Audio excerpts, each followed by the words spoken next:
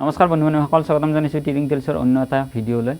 আজিৰ যিটো ভিডিঅ' আছে সেই ভিডিঅ'টো হৈছে অংগনবাড়ী কৰ্মী সহায়িকা আৰু আশা কৰ্মী। এফালে অংগনবাড়ী কৰ্মী সহায়িকাসকলে প্ৰটেষ্ট কৰিছে যে তেওঁলোকৰ যিখিনি মাননি আছে তেওঁলোকৰ মজুৰিলৈকে কনভাৰ্ট কৰি দিয়ক, তেওঁলোকক অৱসানকালীন সুবিধা দিয়ক আৰু অন্যান্য কিছুমান তেওঁলোকক স্বীকৃতি যাতে চৰকাৰে প্ৰদান কৰে তাৰে ওপৰত তেওঁলোকে মাত মাতি আহিছে। তাৰে লগতে আকৌ একফালে বিধানসভাৰ যি অধিৱেশন চলি আছে সেই বিধানসভাত বিৰোধী নেতা অখিল গগৈ আৰু পি হাজৰিকাৰ মাজত বাকযুদ্ধ হৈছে আৰু টপিকটো গোটেইখিনি আপোনালোকে বুজি পাব। ভিডিঅ'টো আপোনালোকে শেষলৈকে চাব, স্কিপ নকৰাকৈ। সেয়ে আপোনালোকৰ মাজলৈ দুটা ভিডিঅ' মই আপোনালোকৰ মাজলৈ এৰি দিলোঁ। আপোনালোকে ভিডিঅ'টো চালে আপোনালোকে গোটেইখিনি গম পাব। হয়, আজি আমাৰ আজিৰ যিটো অনুষ্ঠান, আজি বাজেট বিক্ষোভ আন্দোলন বুলিয়ে ক'ব লাগিব। আজি কেন্দ্ৰীয় চৰকাৰে যিটো বাজেট ঘোষণা কৰিলে তাত আমাৰ মহিলাৰ শিশু কল্যাণ বিভাগ হওক বা আমাৰ আশাকৰ্মী, অংগনবাড়ী, স্বাস্থ্যকৰ্মী, এই সকলোবিলাক যিবিলাক আমাৰ একেবাৰে নিম্নমানৰ এটা সামান্যতম পাৰিশ্ৰমিকত কাম কৰি থকা মহিলাসকলৰ প্ৰতি কোনো ধৰণৰ তেওঁলোকে হেয়জ্ঞান নকৰিলে। গতিকে আজি সকলোৱে সেই উদ্দেশ্যে আজি ৰাজপথলৈ আমি বহুদিন ধৰি ওলাই আহিছিলোঁ যে আমাৰ কথা কিছু চৰকাৰে ভাবক, আমাৰ বাজেটত কিছু আমাৰ সকাহৰ কাৰণে কিছু বৰঙণি আগবঢ়াওক। কিন্তু তেওঁলোকে যিখন বাজেট তৈয়াৰ কৰিলে সম্পূৰ্ণ পুঁজিপতি বাজেট। গতিকে এই বাজেটৰ বিৰুদ্ধে আমি আজি এই নগাঁও জিলা বুলি নহয় সমগ্ৰ ভাৰতবৰ্ষতে আমি এটা আন্দোলনৰ পদক্ষেপ লৈ পেলাই আমি আজি ৰাজপথলৈ ওলাবলৈ বাধ্য হৈছোঁ। ধন্যবাদ। বাজেট বিৰোধী আমাৰ প্ৰতিবাদী কাৰ্যসূচী হৈছে CITU, তাৰ বিভিন্ন যি সংগঠনবিলাক আছে, অংগনবাড়ী, ৰন্ধনকৰ্মী, আশাকৰ্মী, AIKS, অল ইণ্ডিয়া কিষাণ সভা, শ্ৰমিক ইউনিয়ন, যুৱ ছাত্ৰ সংগঠন, এই সকলোবিলাকে আমি আজি এই প্ৰতিবাদী কাৰ্যসূচী সংগঠিত কৰিছোঁ। আমাৰ মূল কথা হৈছে যে যি 2024 বৰ্ষৰ বাজেট, এই বাজেটখনক আমি কৈছোঁ এখন জনস্বাৰ্থ বিৰোধী, অসমৰ জাতীয় স্বাৰ্থৰ পৰিপন্থী। আজি আমাৰ দেশৰ বেছিভাগ অংশৰ মানুহ হৈছে শ্ৰমিক আৰু প্ৰায় 39 কোটি অসংগঠিত খণ্ডৰ শ্ৰমিক আছে। আজি অংগনবাড়ীসকলে দীৰ্ঘদিন ধৰি তেওঁলোকৰ যি চাকৰি, এই চাকৰি আমি কৈছোঁ নিয়মীয়া কৰিব লাগে।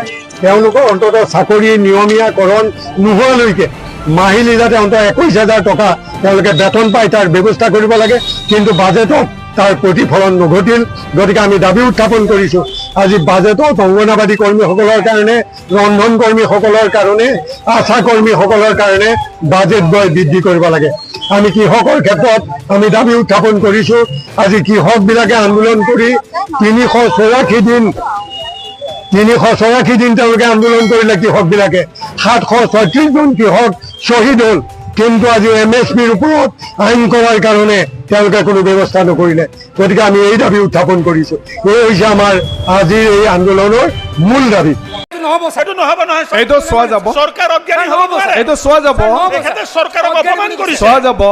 মই চিঞৰিলেতো আপুনি কিবা কিবি কৰি দিলেহেঁতেন। মোক আজি 3 বাৰ এক্সপেল কৰিছে ছাৰ।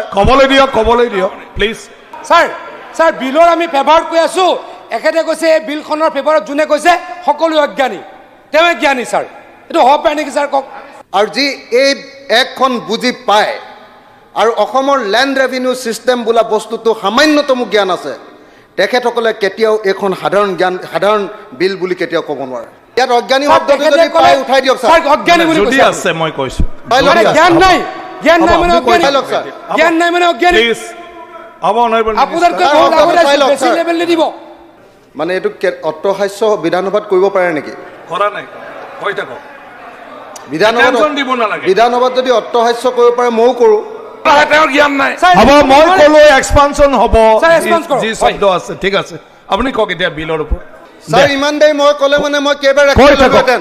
আপুনি অনলি বিলটো। ছাৰ মই কিমানবাৰ এক্সপেল হ'লোহেঁতেন। আপুনি সদনৰ বিপথে পৰিচালিত কৰি আছে। তেওঁতো চূড়ান্ত সাম্প্ৰদায়িক। উজনি অসমত তেওঁ জাতীয়তাবাদৰ কথা ক'ব, নামনিত গৈ পিনি মিয়াবাদৰ কথা ক'ব। এমেণ্ডমেণ্টটো কম নে? নহয়, এনে আপোনাৰ এই বিলৰ ওপৰত ক'বলগীয়া কি আছে? আমি একেবাৰতে পাছ কৰি যাম। মানে মোৰ এমেণ্ডমেণ্ট পইণ্টছটো ক'লেই হ'ল, এমেণ্ডমেণ্ট মুভ কৰিব নালাগে। এমেণ্ডমেণ্ট ক্লজ বাই ক্লজ কৰোঁতে আপুনি ক'লেই হ'ল, মানে কিবাটো। মানে এতিয়া ক্লজ বাই ক্লজ কম নে অকল ভাষণটো কওক? ক্লজ বাই ক্লজত আৰু আমি ভাষণ নাৰাখোঁ আৰু ডাইৰেক্ট আপোনাৰ উইলিংনেছ উঠাই লয় না মুভ কৰে। মই ক্লজ বাই ক্লজো কৈ যাম এতিয়া। না, আপুনি যি কয় আপোনাৰ ক'বলগীয়াখিনি এতিয়াই কৈ লওক। মই ভাবোঁ যে যদিও সংসদীয় পৰিক্ৰমা দপ্তৰৰ মন্ত্ৰীয়ে কৈছে যে এখন চিম্পুল বিল, এইখন সাংঘাতিক ধৰণৰ এখন গুৰুত্বপূৰ্ণ বিল। কাৰণ সি টোপনিৰ পৰা উঠি আহিছে ধৰিবই পৰা নাই কৈ থাকক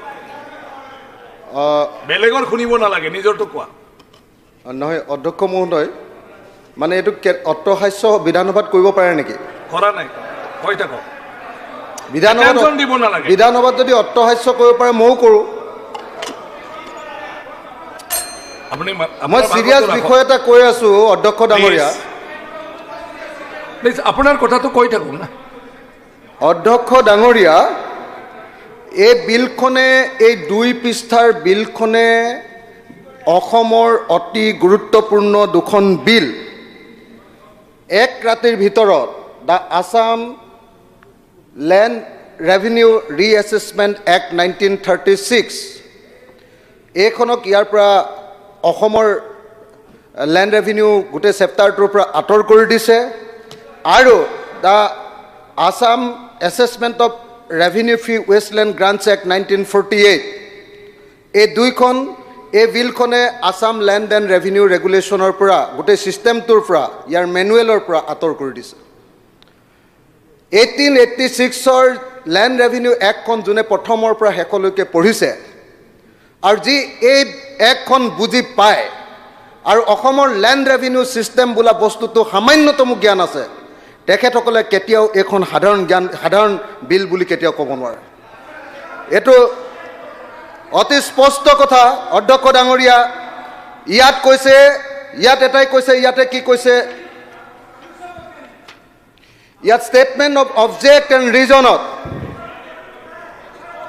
কৰিছোঁ ছাৰ ছাৰ ছাৰ বিলৰ আমি ফেভাৰত কৈ আছোঁ এখেতে কৈছে এই বিলখনৰ ফেভাৰত যোনে কৈছে সকলো অজ্ঞানী তেওঁৱে জ্ঞানী ছাৰ এইটো হ'ব পাৰে নেকি ছাৰ কওক ছাৰ আমাৰ চবকে কৈ দিলে অজ্ঞানী ছাৰ মই অবজেকশ্যন কৰিছোঁ ছাৰ ইহঁতে উঠাই ল'ব লাগে ঠিক আছে। ছাৰ তেখেতে ক'লে এই Expansion বিলখন- কৰ, অজ্ঞানী ছাৰ, ছাৰ, শব্দ ছাৰ, যি ছাৰ, ব্যৱহাৰ কৰিছে। ছাৰ, এইটো ইম্পৰ্টেণ্ট কথা ছাৰ ছাৰ ক'ব নোৱাৰে নহয় আমি ছাৰ গোটেইবিলাক অজ্ঞানী নেকি ছাৰ আমি অজ্ঞানী নেকি তেখেতে ক'লে এই বিলখনক যোনে ছাপোৰ্ট কৰিছে গোটেইবিলাক অজ্ঞানী ছাৰ আমি অজ্ঞানী নেকি কওক ছাৰ আমি কি এনেই ইয়ালৈ আহিছোঁ নেকি ছাৰ ছাৰ আপোনালোকে আগতে আহিছোঁ ইয়ালৈ ছাৰ ভিডিঅ'টো আকৌ এবাৰ ছাৰ আকৌ কি ৰিৱাইণ্ড ক'লে কৰি ছাৰ? দিয়ক ছাৰ কি ক'লে চাওক ইয়াত অজ্ঞানী ছাৰ, শব্দটো তেখেতে যদি ক'লে- পাই উঠাই দিয়ক ছাৰ ছাৰ অজ্ঞানী বুলি যদি কৈছে আছে মই কৈছো পাই লওক, মানে আছে। জ্ঞান নাই জ্ঞান নাই মানে হ'ব, অজ্ঞানী পাই লওক ছাৰ জ্ঞান নাই মানে অজ্ঞানী প্লিজ হ'ব অনাৰেবল আপোনাতকৈ ছাৰ, বহুত আগতে চাই আহিছোঁ, লওক, বেছি ছাৰ। লেভেল নিদিব বেছি ছাৰ নক'ব ছাৰ শব্দটো চাই লওক আছে যদি ছাৰ কি কৈছে জ্ঞানী নাই, নহয় বুলি মই কৈছে ক'লোৱে, জ্ঞান নাই যদি বুলি আছে- কৈছে ছাৰ জ্ঞান নাই মানে কি অজ্ঞানী হ'ব। ছাৰ জ্ঞান নাই মানে অজ্ঞানী ছাৰ তেখেতে কৈছে জ্ঞান নাই প্লিজ ছাৰ তেখেতে কৈছে জ্ঞান নাই তাৰমানে অজ্ঞানী আমি ছাৰ তেখেতে কৈছে জ্ঞান নাই তাৰমানে আমি অজ্ঞানী ছাৰ তেখেতে কিহৰ জ্ঞানী হয় আমাৰ আগতে ছাৰ বেছিকৈ কৈ লাভ নাই হ'ব আপোনাতকৈ আগে আহিছে এখন বিধানসভাত Honorable বেছিকৈ member. নক'ব কৈ থাকিম ছাৰ কৈ থাকক এতিয়া ছাৰ এই সৰু 2 পৃষ্ঠাৰ ছাৰ প্লিজ ছাৰ এই সৰু 2 পৃষ্ঠাৰ এমেণ্ডমেণ্টটোৱে দুখন ঐতিহাসিক এক্টক নাকচ কৰি দিছে অথচ এই দুখন ঐতিহাসিক এক্টে কোৱা যিবিলাক কথা যে খাজনা নিৰ্ধাৰণৰ পদ্ধতি কি হ'ব তাৰ কোনো ব্যৱস্থা ইয়াতে ৰখা হোৱা নাই যদি কোনোবাই কয় ৰুলত আহিলে মানে আমি কোনো লেজিছলেটৰে সেইটো চাবলৈ নাপাওঁ কিন্তু এইকেইখনত একদম লেজিছলেটৰে চাব পৰাকৈ ইয়াত এক্ট আছে ইয়াত অতি স্পষ্টভাৱে অসমৰ মাটিৰ খাজনা কেনেকুৱা হ'ব লাগে সেই কথাটো স্পষ্টভাৱে ছাৰ লিখা আছে নহয় ৰুলটো পিছত আহে আপুনি নাজানে নেকি এইটোৱে নিয়ম বিধানসভাত এনেকৈ ছাৰ মই চিঞৰিলেতো আপুনি কিবা কিবি কৰি দিলেহেঁতেন মোক আজি 3বাৰ এক্সপেল কৰিছে ছাৰ ক'বলৈ দিয়ক প্লিজ ক'বলৈ দিয়ক কৈ থাকক পিছত আহে হ'ব নাই হ'ব কৈ থাকক নাই, কৈ থাকক। 1886ৰ বিলখন এমেণ্ড কৰিছে ক'লো মই এক্সপানশ্যন কৰিবলৈ ক'লো মই নাই এক্সপানশ্যন কৰিবলৈ ক'লো মই আৰু ৰুলছটো পিছত আহে তেখেতে নাজানে নেকি সেইকণো জ্ঞান নাই হ'ব, তেখেতৰ ক'বলৈ দিয়ক তেখেতৰ সেইকণ জ্ঞান নাই ক'বলৈ দিয়ক তেখেতে যে ক'লে আমাৰ জ্ঞান নাই এইটো উঠাই ল'ব লাগিব ছাৰ ক'বলৈ দিয়ক নাই, ক'লে তেওঁৰ জ্ঞান নাই এক্সপানশ্যন ৰুলছ যে পিছত আহে তেওঁৰ জ্ঞান নাই ছাৰ, হ'ব এইটো মই নহয়। ক'লো এক্সপানশ্যন হ'ব ছাৰ, expansion কৰক। যি শব্দ আছে ঠিক আছে আপুনি কওক এতিয়া বিলৰ ওপৰত হ'ব প্লিজ মই চাই আছো ন মই চাই আছো প্লিজ ছাৰ ইমান দেৰি মই ক'লে মানে মই কেইবাৰ কৈ এক্সপেল থাকক। হ'লোহেঁতেন আপুনি অনলি বিলটো ছাৰ মই কিমানবাৰ এক্সপেল হ'লোহেঁতেন আৰে আপুনি সদনক বিপথে পৰিচালিত কৰি আছে সদনক বিপথে কিয় পৰিচালিত আপুনি কৰি থাকে আমাক অজ্ঞানী বুলি চবে শুনি কৈছে। থাকিব পাৰে আপুনি আপুনি আমাক চিঞৰ বাখৰ অজ্ঞানী কিয় বুলি কৰি থাকিব কৈছে। হৈছে হৈছে আপুনি ছাৰ, কোনো তেখেতে হাল্লা আমাক কৰা অজ্ঞানী নাই বুলি কৈছে। আপুনি অকলে হাল্লা কৰি থাকে ছাৰ তেখেতে আমাক অজ্ঞানী বুলি কৈছে আমি একো নাজানো বুলি কৈছে এইটো কেনেকে মানিম ছাৰ আপুনি এটা কাম কৰিব মিয়াক লৈ যেতিয়া চৰকাৰ গঠন কৰিব তেতিয়া এইবোৰ বিল সলাই ল'ব নহয় ছাৰ ছাৰ এইটো নেমানিম নহয় ছাৰ যি টি তেওঁ কৈ যাব আমি মানি যাম নেকি আমি ছাৰ গছৰ মূৰা নেকি ছাৰ বিধানসভাত এনেকুৱা সাম্প্ৰদায়িক কথা ক'ব পাৰি কেনেকে পায় ছাৰ আপুনিয়ে কৈ থাকে হৈ থাকক কিয় উল্টা পাল্টা মিয়া কেনেকে সাম্প্ৰদায়িক হ'ল কেনেকে সন্মানীয় মিয়াক লৈ যেতিয়া চৰকাৰ ছাৰ, গঠন এতিয়া কৰিব যি তেতিয়া টি বিল ক'ব আনিব আমি এনেকুৱা শুনি থাকিম। হলুৱা বিল আনিব ছাৰ তেখেতে আমাক অজ্ঞানী বুলি ক'লে গোটেই ট্ৰেজাৰী বেঞ্চৰ এমএলএক অজ্ঞানী বুলি ক'লে ছাৰ গোটেই ট্ৰেজাৰী বেঞ্চৰ এমএলএক অজ্ঞানী বুলি ক'লে আমি কি মনে এইটো হৈ গ'ল হৈছে তেওঁতো চূড়ান্ত সাম্প্ৰদায়িক কোনে জানো? উজনি অসমত তেওঁ জাতীয়তাবাদৰ কথা ক'ব নামনিত গৈ পিনি মিয়াবাদৰ কথা ক'ব হ'ব অনাৰেবল তেওঁ ক'লে শুদ্ধ অনাৰেবল মেম্বাৰ হৈ থাকক এইবিলাক নাটক নহয় 1886 বিলখনটো আমি নাইকিয়া কৰি দিয়া নাই নহয় তেওঁ কেলে নাইকিয়া কৰিছে বুলি কৈছে এমেণ্ডমেণ্টে আনিছে হৈ থাকক ছাৰ কম নে আপুনি ছাৰ ছাৰ সদনৰ এই অপ্ৰীতিকৰ পৰিস্থিতিত মই সদন ত্যাগ কৰিলো ছাৰ এইবিলাক ভাল লগা নাই ছাৰ তেখেতে অজ্ঞানীটোৰ ওপৰত ক'ব লাগিব ছাৰ অজ্ঞানটোৰ ওপৰত ক'ব লাগিব ছাৰ প্লিজ ছাৰ তেখেতে নাই অজ্ঞানীটোৰ প্লিজ ওপৰত ক'ব এইটো লাগিব শেষ কৰিবলৈ দিয়ে নাই কওকচোন অজ্ঞানীটোৰ ওপৰত কথাটো ক'ব লাগিব। ক'বলৈ দিয়া কৈ নাই থাকক আপুনি কৈ থাককচোন অঁ ছাৰ অজ্ঞানী বুলি কোৱাটো ক'ব লাগিব ছাৰ এক্সপ্লেনেশ্যন কৰি দিলোঁ হয় গোটেই চৰকাৰক নাই নাই গোটেই চৰকাৰক অজ্ঞানী বুলি কৈছে আমাক অজ্ঞানী বুলি ট্ৰেজাৰী কৈছে। বেঞ্চক অজ্ঞানী বুলি কৈছে এইটো নহ'ব ছাৰ সেইটো নহ'ব নহয় ছাৰ। এইটো চোৱা যাব চৰকাৰ অজ্ঞানী ছাৰ, হ'ব নহ'ব ছাৰ। নোৱাৰে এইটো চোৱা যাব নহ'ব ছাৰ। তেখেতে চৰকাৰক অজ্ঞানী অপমান বুলি কৰিছে চোৱা যাব ছাৰ জ্ঞান নাই বুলি কৈছে এইটো কেনেকে চলিব ছাৰ ছাৰ জ্ঞান নাই বুলি কৈছে ছাৰ এইটো নামানো ছাৰ তেখেতে যি মন যায় তাকে ক'ব কেনেকে মানিম ছাৰ আমি ছাৰ এনেকে বহক অকলে বহক বহকচোন নহ'ব হৰাই লৈ মাফ খুজিব লাগিব নহ'ব ছাৰ বহক না অনাৰেবল সদন ৰ'ব নহয় মই অলৰেডি কৈছোঁ যদি সেইটো ৱাৰ্ডছ কৈছে তো সেইটো এক্সপাণ্ড কৰা হ'ব